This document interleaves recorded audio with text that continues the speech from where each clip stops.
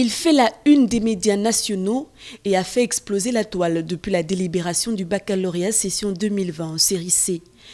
C'est Blaise Nathan Miyindou Minzamba, le plus jeune bachelier du Gabon. Vivant à Ngoumié, dans la commune d'Ovendo, issu d'une famille nombreuse, ce jeune Gabonais âgé de 14 ans seulement est une véritable bénédiction pour ses parents, qui tentent de nous expliquer comment Blaise Nathan y est parvenu. En l'observant, le près, je me suis rendu compte, quand il avait 4 ans surtout, qu'au lieu de regarder les dessins animés comme ses autres frères, il préférait de regarder Discovery Science. Une fois, ça s'est passé 2 fois. Puis à partir de la 3e fois, je me suis quand même posé des questions. Et même quand on l'a amené à la crèche, les maîtresses avaient jugé que c'était inutile de le laisser à la crèche. Puisqu'il s'exprimait déjà, donc je crois qu'ils l'ont pris à 2 ans pour le mettre dans la classe des 3 ans. Il arrive un jour, oui, je ne suis plus dans la classe des 3 ou 4 ans, on m'a envoyé à la classe des 5 ans.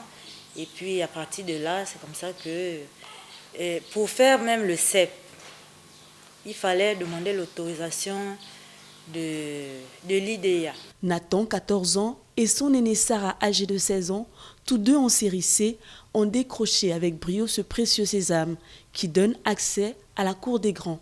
Cependant, la préparation pour atteindre le résultat escompté n'a pas été un long fleuve tranquille. Nathan est à la fois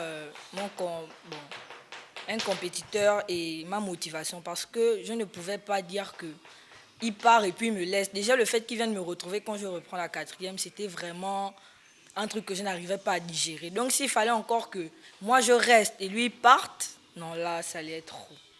J'apprenais à Bessieux et chaque matin on avait au moins 50 minutes de route pour arriver à l'école. Donc on s'est réveillé très tôt, aux alentours de 5-6 heures.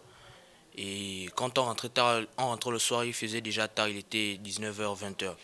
Donc quand on arrivait, on dormait immédiatement pour se réveiller vers les 1-2 heures et on travaillait jusqu'au matin.